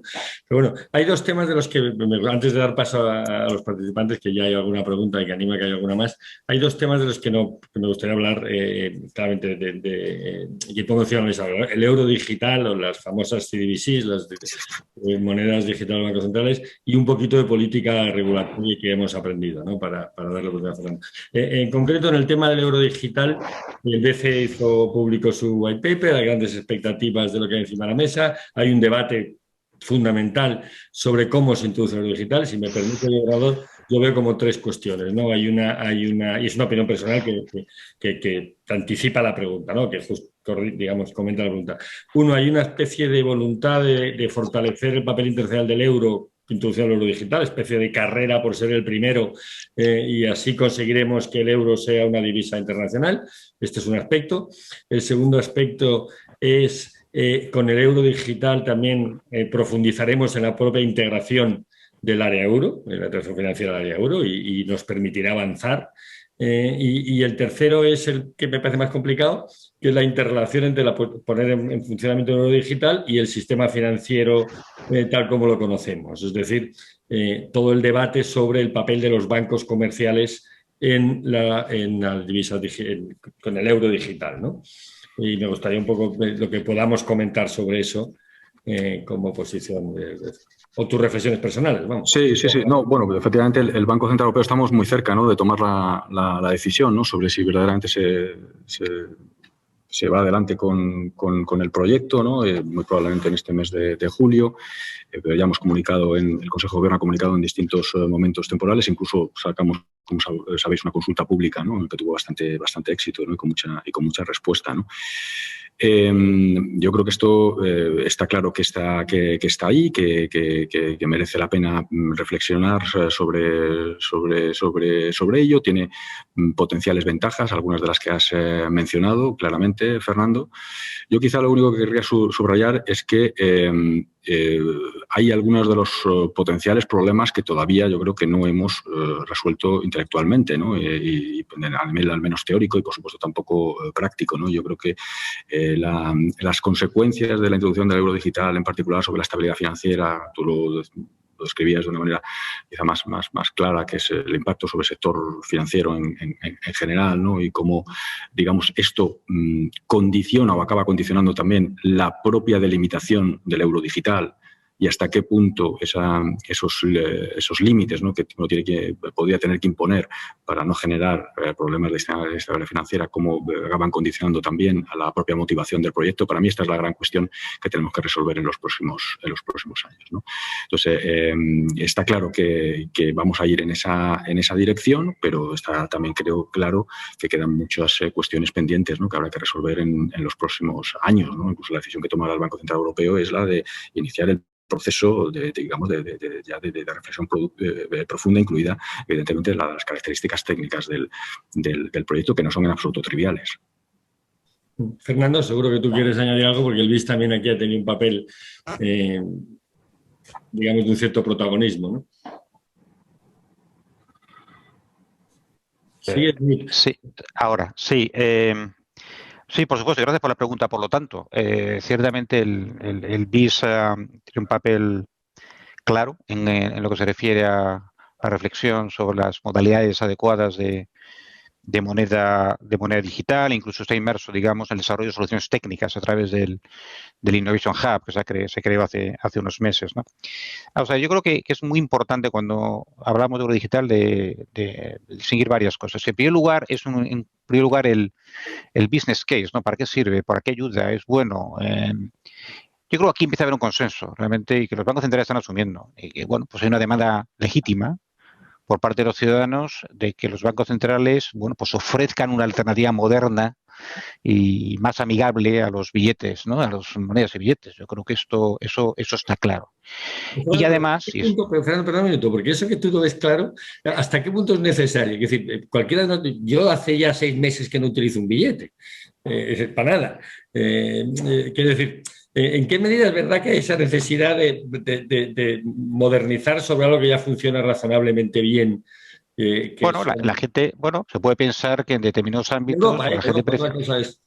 claro, que prefiera que haya un respaldo, digamos, público, digamos, a ese instrumento que utilizamos como medio de pago. Y es verdad que son más relevantes unas jurisdicciones que en otras, eso es la realidad.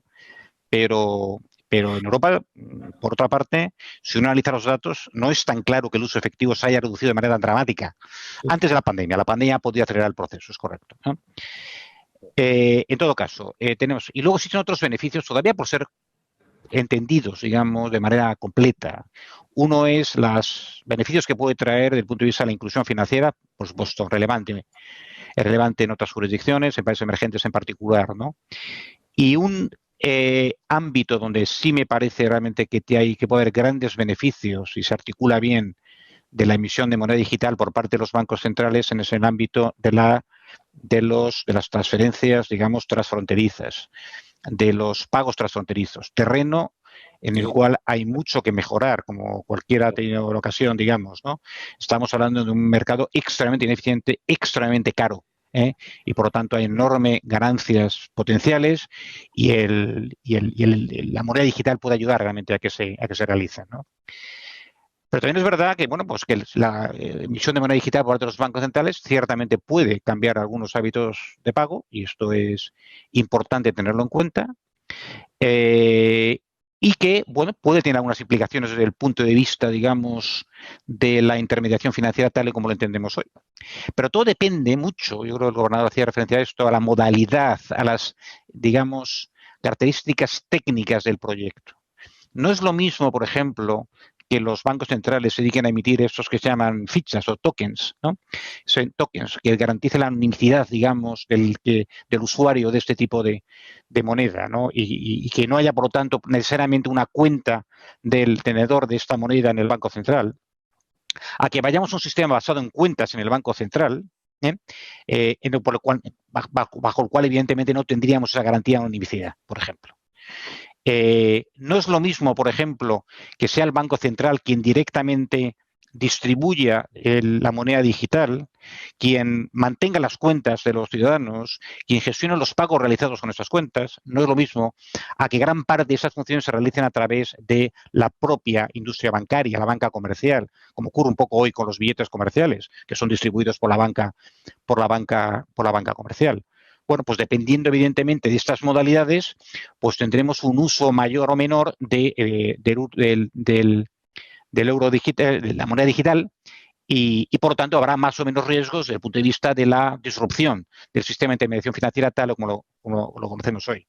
Mi impresión, asistiendo a reuniones y a discusiones entre banqueros centrales, francamente, yo veo muy poco apetito en los bancos centrales de poner en funcionamiento, bueno, pues un instrumento de pago que garantice al 100% el anonimato y que, por lo tanto, pueda ser utilizado en operaciones nada menos que de financiación del terrorismo o operaciones de blanqueo de capitales.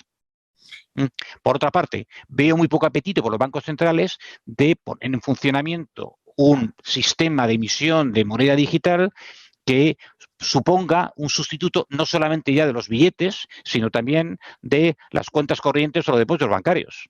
No lo veo. Es decir, no veo ningún apetito por parte del Banco Central de convertirse en el gran intermediador de los flujos financieros de la economía, digamos, en la asignación de los ahorros al consumo o a la inversión. No veo, francamente, ningún apetito de los bancos centrales de caminar en esa dirección, ¿no? Que sería contradictorio no ya solamente con la estabilidad financiera a corto plazo, evidentemente, sino también incluso con la propia pervivencia de la economía de mercado tal y como lo conocemos hoy, ¿no? Por lo tanto, yo creo que el diablo más que nunca está en los detalles. Creo que previsiblemente el análisis coste-beneficio salga, digamos, un análisis favorable a la emisión de moneda digital, pero creo que se cuidarán mucho, evidentemente, cuáles son sus características técnicas, de tal manera, evidentemente, pues que se trate de agarrar adecuadamente los beneficios, pero que no se genere una disrupción, digamos, excesiva, indeseada en el sistema financiero. Sí, si me permitís en esta línea, también como opinión o reflexión personal, me preocupan dos cosas, ¿no? De este debate que yo creo que habéis planteado los dos muy bien del estado de la cuestión, los beneficios y riesgos, ¿no? Me preocupa, por un lado, efectivamente, que esa falta de voluntad que decía Fernando y que los informes del BCE está claro, de evitar que el Banco Central se convierta en el depositario de las cuentas corrientes de los individuos, y por lo tanto, por decirlo en términos claros, contables, que tenga todo el pasivo el sistema financiero, lo cual le llevaría a tener todo el activo el sistema financiero directamente, lo cual obviamente sería una nacionalización brutal del sistema financiero.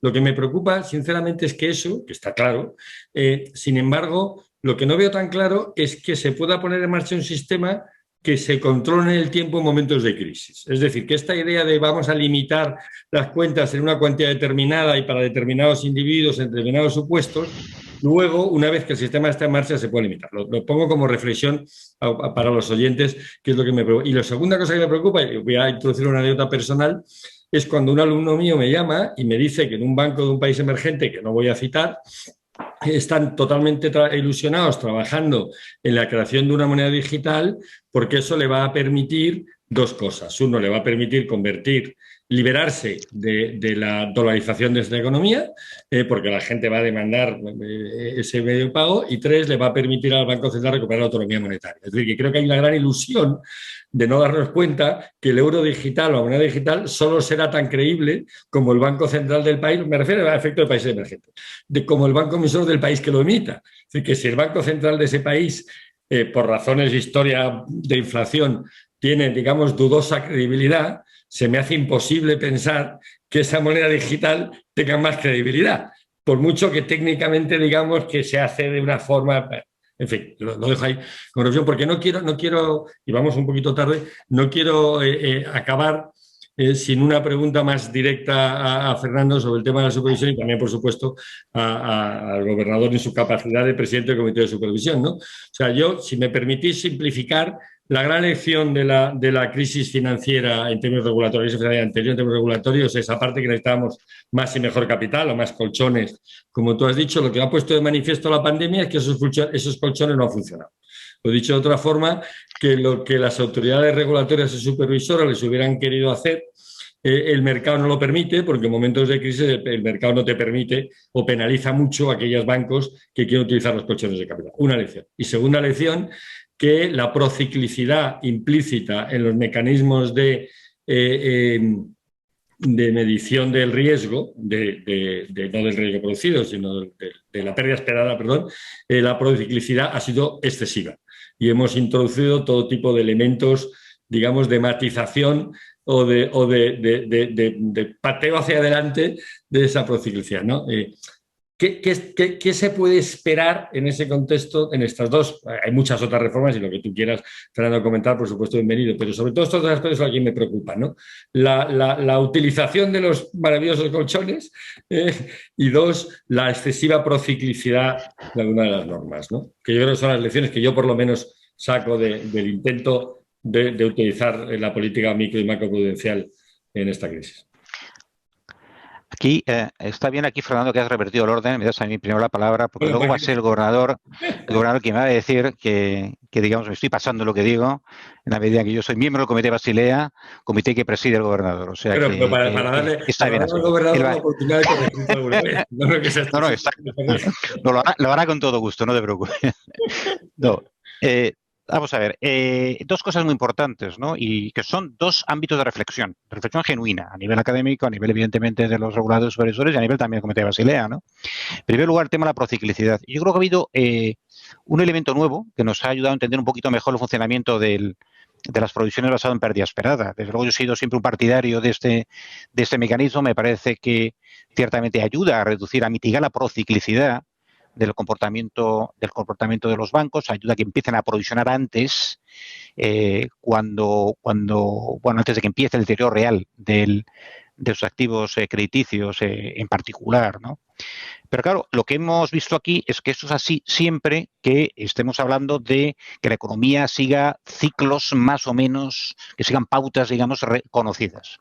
Cuando hay una perturbación común tan radical, tan grave como la que hemos observado, afectando a todos los bancos de todo el mundo al mismo tiempo, por ahora lo que hace ese sistema de pérdida esperada es que tenemos una concentración en el tiempo de dotaciones de provisiones por parte de todos los bancos en el mundo y además provisiones que cubren no solamente la pérdida observada, sino la pérdida que se espera que vayan a tener todo ese tipo de exposiciones en el futuro. Por lo tanto, una acumulación entre entidades y en el tiempo de provisiones que ciertamente puede tener un efecto procíclico. Un efecto procíclico que en este caso concreto puede ser incluso mayor que el sistema anterior basado en pérdida incurrida. Esto es un tema realmente complicado que merece una reflexión muy profunda. No hay una solución clara, porque es verdad que el criterio de provisiones no es un criterio prudencial, es un criterio contable, y además un criterio contable sólido que ayuda, digamos, a mejorar la medición de los activos o los balances bancarios. Y por lo tanto, bueno, pues eso habrá que reflexionar en qué medida, no que medida modifiquemos el criterio contable, sino posiblemente qué tipo de instrumentos pueden utilizar los supervisores prudenciales para mitigar esa prociclicidad, que quizás sea el camino más adecuado, ¿no? El primer tema es un tema que está en el debate público ahora mismo sobre el tema de los colchones. Yo creo que los colchones no se han utilizado, entre otras cosas porque no ha hecho falta. Y como antes hablábamos de la morosidad, pues se ha mantenido en niveles reducidos. Esto unido a las políticas que han instrumentado los reguladores para reducir el reparto de dividendos por parte de las entidades, pues ha hecho que el capital del que disponían ha estado suficiente para absorber la morosidad, por lo menos la morosidad reconocida hasta el momento, y por lo tanto no ha hecho falta reducciones apreciadas del capital, y esto ha sido compatible más o menos con una evolución del crédito bancario pues que no es muy distinto al que hemos observado en el pasado ante una evolución comparable de la actividad económica, ¿no? Dicho esto, sí tenemos algunos datos objetivos que hay que mencionar, ¿no? En primer lugar, el hecho de que la potencia de fuego del instrumento macroprudencial por antonomasia, como es el colchón de capital anticíclico, ha sido muy, muy reducida, como consecuencia de que estos colchones estaban en cero la mayor parte de las jurisdicciones o eran muy pequeños. Consecuencia de un diseño de ese instrumento por el cual solamente se acumulan recursos en este colchón en la medida que se produzca un crecimiento excesivo del crédito.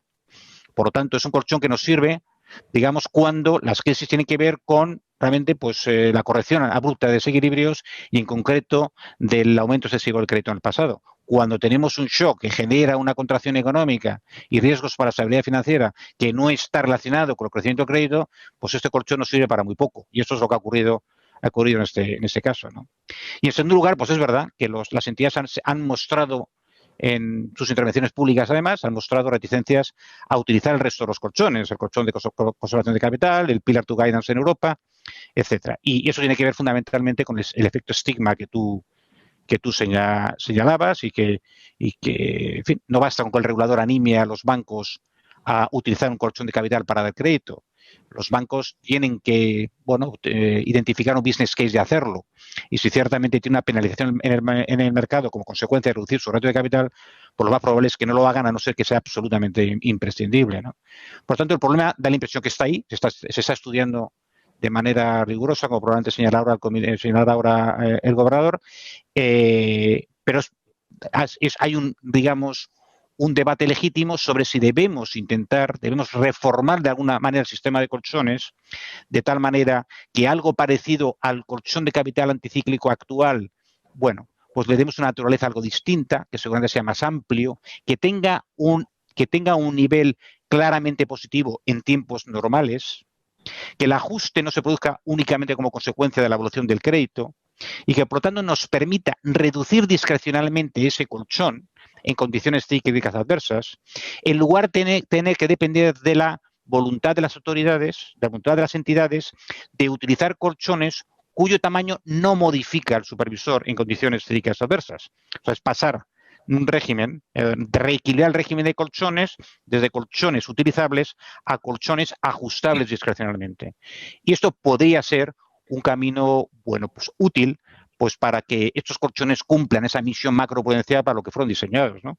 Sin alterar, por supuesto, sin modificar, sin incrementar, para tranquilizar a las entidades bancarias, significa incrementar los requerimientos de capital en circunstancias normales, sino simplemente hacerlos más ajustables ante condiciones cíclicas. Me alegro ya esa matización final, Fernando, porque como bien sabes, en el anuario del euro tú y yo tuvimos esta discusión precisamente sobre el peligro que yo veía a que esto acabase consolidando un nivel de capital más alto, que además enlaza con la petición inicial. Te recuerdo que has empezado diciendo que los bancos necesitan más capital. Entonces, los españoles necesitan más capital. Estamos hablando de regulación. Estamos hablando de regulación. Regulación. Entonces, la regulación, digamos, permitirá estos ajustes. Otra cosa es que dependiendo de las circunstancias concretas, de entidades concretas, de jurisdicciones concretas, digamos, el colchón sobre ese capital regulatorio deba ser uno u otro. Y a mí, francamente, me escuece algo pues que España esté a la cola claramente en cuanto a la disponibilidad de capital en función de activos ponderados por riesgo, comparándolo con otros países de la zona del euro. Y siga el Banco de España también, porque se ha manifestado públicamente al respecto. Pero a mí ahora, antes de que me corrija el gobernador, que seguro que lo hará muy bien, a mí como Fundación de Estudios Financieros me preocupa que se utilice la regulación para aprovechar, ¿no? y le subamos el nivel medio de capital a la banca. Esto no es una prioridad ahora mismo. O sea, que se diga directamente y punto, ¿no? Pero bueno, gobernador. No, voy a corregir nada, diría yo, a Fernando, porque yo creo que ha sido particularmente prudente. Yo creo que iba a ser menos prudente. Menos mal que ha sido prudente. No, lo digo porque, vamos a ver, el Comité de Basilea está analizando, está haciendo una evaluación, ¿no?, del funcionamiento de la regulación como consecuencia de esta crisis, ¿de acuerdo? Y ya hemos anunciado que vamos a publicar un informe ahora en el mes de julio preliminar. Y yo subrayo lo de preliminar, ¿no?, porque yo creo que hay muchas de las cosas que ha subrayado Fernando, con las que yo estoy totalmente de acuerdo, que solo, desgraciadamente o afortunadamente, no lo sé, estamos ahora en condiciones simplemente de identificar como potencialmente importantes, y subrayo de potencialmente importantes. Y son las dos que subrayabas tú en la pregunta también, Fernando. Vamos a ver, dos cuestiones que se analizan en ese documento con profusión y con evidencia empírica, incluso para este periodo de trimestres que llevamos de crisis, son precisamente la usabilidad de los colchones de capital, por un lado, y en segundo lugar la prociclicidad del sistema en su conjunto, ¿no? Vamos a ver, dos cosas que ha dicho Fernando que son muy importantes de cara a esa valoración preliminar. La primera es las características de la perturbación. Es verdad que probablemente cuando se estableció la regulación que tenemos no se estaba pensando tanto en un shock de carácter puramente exógeno que no tuviera, digamos, ninguna relación con el puro ciclo económico ni, por supuesto, con el ciclo financiero, que era el que se trataba de evitar precisamente con esa regulación, ¿no? Lo cual no quiere decir que no sea importante. Es decir, estas perturbaciones se producen y, por tanto, uno tiene que tener preparado al sector financiero para acomodar, ¿no?, y resistir a ese tipo de perturbaciones. Pero quizá el segundo aspecto que yo creo que va a dificultar incluso tener conclusiones muy potentes, ¿no?, pasado un tiempo, es que la respuesta de política económica ha sido muy contundente. Y esto, pues probablemente ha hecho innecesario, bueno, lo hablábamos al principio de la conversación, ¿no? No hemos visto incrementos de la morosidad. No hemos visto, es verdad que hemos visto efecto negativo sobre la rentabilidad del sector en 2020, porque se han producido incrementos de las provisiones significativos, pero que no han sido, en general, con carácter general, suficientes como para que fuera necesario el uso de los colchones de capital. Probablemente este año 2021 nos proporcione algo más de evidencia, ¿no?, si ese incremento del riesgo de crédito, que todos pensamos que tiene un cierto desfase, que está también podrá estar asociado también a la retirada progresiva de los estímulos que aumente y demás, pues que veamos algo, tengamos algo más de evidencia sobre esa usabilidad de los colchones de capital. Lo que pasa es que es verdad que en paralelo, no solo como consecuencia de esta crisis, recuerdo que ya el Comité de Basilea publicó un documento en el año 2019 sobre esta misma cuestión. Es decir, porque ya estábamos preocupados, ya había muchos analistas, ¿no?, que anticipaban que esos colchones de capital pudieran no ser usables. Bueno, pues que nos lo planteemos y que sea un elemento de reflexión. Y no está claro, evidentemente, cuál. Supongamos que efectivamente los colchones de capital no son usables. Bueno, ¿cuál es la conclusión de política económica? No es evidente. Y Fernando ha mencionado varias que pasan, algunas por incrementos de requerimientos de capital en su totalidad, otros simplemente por distribución de los requerimientos actuales de una manera distinta entre cíclicos y estructurales. Y esta es la reflexión que hay que tener. Y es una reflexión difícil porque, entre medias, evidentemente, esta se mezcla con cuáles son los requerimientos de capital totales óptimos, que sabemos que es una discusión pues casi tan difícil como la de deuda pública óptima, ¿no? Entonces, es muy, muy, muy complejo y con papeles teóricos e incluso empíricos proporcionando rangos de niveles de capital óptimo para el sector bancario amplísimos, ¿no? Entonces, esta yo creo que va a ser la... Y con la prociclicidad me pasa un poco lo mismo, ¿no? de prociclicidad estamos hablando sobre todo de exceso de prociclicidad, porque vamos a ver que va a haber una cierta prociclicidad, eso yo creo que es siempre inevitable. La que es indeseable es esta, ¿no? la que sea excesiva. Pero discutíamos al principio, Fernando, sobre si realmente lo que hemos observado en términos de incremento de los dudosos, de los activos dudosos en el sector bancario, es realmente lo que vamos a ver al final de esta crisis, cuando esta crisis haya completamente disipado, o simplemente está este desfase, ¿no?, que yo anticipaba con anterioridad. Bueno, si no tienes una respuesta a esto, es muy difícil saber y determinar si se fue procíclico en el año 2020 en los deterioros, ¿no? Y de nuevo, aquí también la intervención de las autoridades macro y microprudenciales ha sido muy importante, porque les hemos pedido a los bancos que no sean procíclicos, les hemos pedido que miren con horizontes de medio y largo plazo, que no solamente se fijaran en el efecto de corto plazo, que teníamos estimado desde el primer momento que iba a ser muy negativo en el trimestre, sobre todo de restricción a la actividad económica de la primavera pasada, ¿no? El impacto macroeconómico va a ser muy importante, ¿no?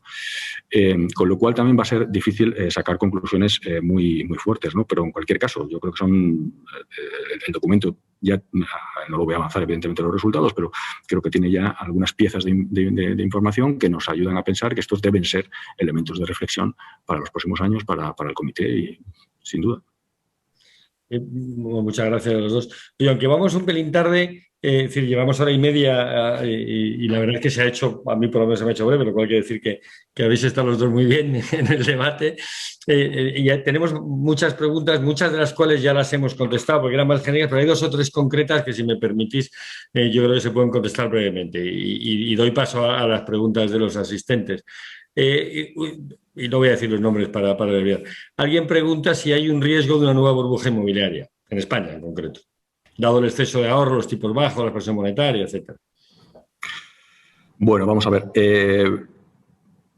El Banco de España publica ya regularmente unas estimaciones que miden, ¿no? Esto, Fernando Restoy fue pionero en el Banco de España cuando era joven sobre la utilización de estos modelos de valoración, ¿no? de estimación de la sobrevaloración, ¿no? de los precios de los activos inmobiliarios. Ahora hemos avanzado un poco y las publicamos recurrentemente, ¿de acuerdo? En nuestra función de autoridad macroprudencial del sector bancario, pues como evidentemente sabemos el sector inmobiliario es fundamental, pues los publicamos. Y no tenemos en esas estimaciones que podéis encontrar en nuestra página web, que es una batería de indicadores, porque sabemos que la medición de esto no es en absoluto sencilla, no tenemos ahora mismo ningún indicador que nos muestre que exista un riesgo. Tampoco, digamos, en otras variables que también son muy importantes para poder anticipar este tipo de riesgos, que son cómo se están comportando las condiciones, ¿no? con que otorgan los bancos a los créditos hipotecarios en particular, ¿no? Loan to value, debt to income, etcétera, ¿no? Dicho esto, es verdad que en Europa hay muchísima heterogeneidad sobre esta cuestión.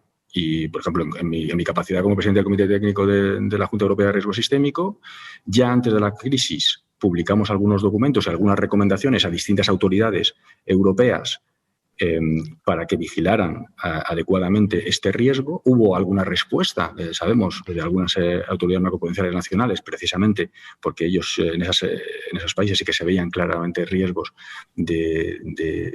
bueno, no sé si llamarlo burbujas inmobiliarias, pero desde luego de excesos, ¿no?, en el mercado de crédito de los activos relacionados con los activos inmobiliarios. Y también en las últimas reuniones que hemos tenido de la Junta Europea de Riesgo Sistémico, pues hemos visto que los indicadores para estos países no han mejorado como consecuencia de la crisis, ¿no? O sea que probablemente pues este será un elemento de atención también potencialmente para los próximos años, ¿no? Pero de nuevo, volviendo a la pregunta concreta, para el caso de la economía española, en este momento no vemos en esta materia. Está claro que el sector inmobiliario preocupa en España. Otra pregunta concreta se refiere, y la leo textualmente, a la revisión de la estrategia del BCE se ha sugerido incorporar de manera más explícita el precio de los activos y sobre todo la vivienda en la definición de estabilidad de precios. ¿No sería más adecuado que la inflación de activos se abordara con políticas macroprudenciales? Sin duda. Aquí hay dos preguntas. Sí, sin duda. ¿Se va a incorporar el precio de la vivienda en la nueva definición de...? Sí. Vamos a ver, lo que pasa es que aquí yo creo que hay un matiz que es importante, ¿no? Todos sabemos que efectivamente lo que es el mercado inmobiliario en los índices, en el HICP publicado por Eurostat y que es el que nosotros utilizamos para la definición y el diseño de nuestra política monetaria, no incorpora adecuadamente ese mercado. ¿De acuerdo? Esto lo sabemos, ¿no? Y ha habido distintos proyectos en el pasado para tratar de incorporarlo. Y yo diría que lo que aquí es importante es distinguir del bien inmobiliario lo que es el puro componente de activo, que este no debe estar en el índice. No debe estar en el índice, como no lo están los activos financieros, de lo que es el componente de bien de consumo, que este sí debe estar en el índice. ¿De acuerdo? Y yo creo que tiene sentido que efectivamente trabajemos en esa dirección, porque este segundo componente no está tampoco bien incorporado en las actuales definiciones del índice estadístico, ¿no? Publicado por Eurostat. No va a ser sencillo, porque esto se ha trabajado en el pasado y seguro que se trabajará en el futuro. No es en absoluto sencillo. ¿Tú has un comentario aquí, señor Benítez Fernando? Sí, por supuesto. No, por supuesto. Ya esa discusión me rejuvenece, como decía el gobernador cuando yo trabajaba en esos temas, no cuando era más joven, sino era casi un adolescente, para que la gente no saque conclusiones erróneas sobre mi edad. Pero el tema de los activos, ¿no? Y en relación con la pregunta que se hacía, los activos deben ser de alguna manera tenidos en cuenta. Los activos se tienen en cuenta desde el punto de vista de la política monetaria. Por aquí hay dos ángulos, ¿no? Un ángulo es el adecuado reflejo, el baremo objetivo del Banco Central de estabilidad de precios de los bienes y servicios que consumen los agentes. El gobernador ha contestado esto muy bien. Pero incluso si lo que se pretende es algo distinto, que es de alguna manera incorporar consideraciones de estabilidad financiera en la función de la acción del Banco Central, los precios de los activos per se, de manera aislada, no te dicen gran cosa. El precio de la vivienda, por ejemplo, si no va acompañado de un crecimiento, digamos, excesivo del crédito, per se, no genera problemas de estabilidad financiera. Es simplemente un ajuste de precios relativos. La gente compra viviendas en lugar de comprar otras cosas, ¿no? Y eso yo creo que es un elemento importante, porque ahora mismo, el gobernador hablaba de que no se observan datos de sobrevaloración de precio de la vivienda en esos momentos, etcétera. Bueno, es que tampoco se observa un crecimiento realmente elevado del crédito hipotecario, el crédito para adquisición de vivienda. Eso es un elemento fundamental. Es decir, que los bancos centrales pueden vivir más tranquilos, incluso si observan realmente incrementos de precio de los activos inmobiliarios, si no observan en paralelo un aumento, exagerado del crédito bancario con ese fin, ¿no? Bueno, y hay una última pregunta para ti, Fernando, para que no te creas que te vas a ir aquí de rositas. ¿Cuáles son las estimaciones del BIS sobre el pasivo contingente para el sector público español? Espérate que me lo acaban de quitar. Sobre el pasivo contingente para el sector público español derivado de los préstamos con garantía del ICO, en un contexto de deterioro de la solvencia corporativa por la crisis de la pandemia. Es decir, ¿tiene el BIS alguna estimación de los pasivos contingentes derivados de los que tienen garantía del ICO? No, yo soy convencido que esta pregunta está hecha por algún amigo para que me pueda lucir, así como intervención final. Pues me temo que no lo va a conseguir, porque la verdad es que ignoro si existe semejante estimación, sospecho que realmente no existe semejante cosa. Pero es una pregunta interesante, no sé si el gobernador o algún otro tiene información para poder contestar. No, bueno, nosotros recurrentemente en el informe de estabilidad financiera le estamos prestando evidentemente mucha atención a esta cuestión, ¿no? Pasivos contingentes de estos préstamos dependen evidentemente del escenario macroeconómico que uno proyecte hacia adelante. Y también en el último informe de estabilidad financiera hay un par de recuadros, ¿no?, en el que se analiza lo que ya hemos observado, por ejemplo, en relación no solamente con los préstamos garantía del ICO. Ahí lo que se hace es un análisis de cuáles son las características diferenciales de las empresas que han recibido este tipo de préstamo, que en general son de mayor riesgo, como cabría esperar, por otra parte, lógicamente. Y a partir de ahí se hacen algunas estimaciones sobre lo que puede ocurrir en el futuro. Lo mismo que lo hemos hecho, por ejemplo, con el tema de las moratorias hipotecarias, ¿no? En este caso, tenemos ya información de qué es lo que ha pasado con aquellas moratorias que han vencido y que no se han renovado. Y también pues encontramos evidentemente pues un incremento del riesgo observado, ¿no? Que podría ser además probablemente mayor para aquellas que continúan, porque evidentemente uno tendería a pensar que las moratorias que no han sido renovadas por parte de que además en este caso no había, digamos, capacidad por parte del sector bancario de negar, porque esa posibilidad se dejó en manos solamente del hipotecado. Lo normal es que aquellas que no se han renovado sean, digamos, las que en mejores condiciones están, ¿no? Obviamente, y que los que hayan necesitado seguir renovándolas porque su situación de renta, su situación de desempleo o de precariedad en general, ¿no? de sus rentas sea mayor, ¿no? Pero bueno, no, es verdad que no hemos publicado números, digamos, agregados que en algún momento, sí quiero recordar el año pasado en el informe de estabilidad financiera, pues sí se produjeron algunas estimaciones de hasta dónde podría aumentar la morosidad bajo distintos escenarios, también acompañados de nuestros los stress test iniciales que realizamos. Lo que pasa es que no se desagregaba exclusivamente la parte del ICO. Oye, y antes de pasar la palabra a Jorge Izaguirre para que clausure este debate, me acaba de llegar una pregunta justo que enlaza con esto, con el informe de estabilidad financiera y muy concreta, ¿no? Dice, el Banco Español le presta poca atención al sector de los fondos de inversión en el informe de estabilidad financiera. ¿Cuál es el riesgo de este sector para la estabilidad financiera de España en particular? Bueno, vamos a ver, le prestamos alguna atención y además yo diría que creciente, pero también es verdad que nosotros no somos la autoridad, digamos, supervisora de los fondos de inversión, los la CNMV y por tanto, pues digamos, le dedicamos menos espacio que lo que le dedicamos al sector bancario, del cual sí somos supervisor y además autoridad macroprudencial de los instrumentos que potencialmente se podrían utilizar. Bueno, yo en este sentido me vais a permitir que no me pronuncie, ¿no? Y esta es una pregunta para el presidente de la CNMV para la siguiente vez, que seguro que le invitaréis a Rodrigo en algún momento. No, de hecho la pregunta que a mí me sugiere, que no te voy a hacer porque es muy tarde y que además no tenemos debate, es el tema de la organización de la supervisión, ¿no? Que sabemos que está toda la discusión esta de si digamos, el arreglo institucional que hoy tenemos sigue respondiendo a la evolución del riesgo en el sector financiero en su conjunto, ¿no? Si tiene sentido, dicho de otra forma. Bueno, pero ahí te puedo contestar porque también he sido bastante explícito recientemente en varias intervenciones en el Parlamento. Yo y además creo que en este caso también, de nuevo, voy a coincidir con Fernando, ¿no? Yo creo que hay varias razones que justificarían un diseño de la arquitectura financiera institucional en España distinto, en el que con dos entidades, una de cura de conducta, que normalmente debería estar evidentemente bajo la égida, si me permitís la expresión, de la Comisión Nacional de Mercado de Valores, y otra de supervisión conjunta de todos los actores financieros en el Banco de España, de supervisión, en este caso, de solvencia, ¿no? El grado de interacción que existe hoy entre los distintos agentes financieros es muy elevado y, por tanto, hay claramente economías de escala y beneficios de supervisión conjunta en términos informativos, ¿no? Y también incluso de sacar las conclusiones finales sobre la estabilidad financiera.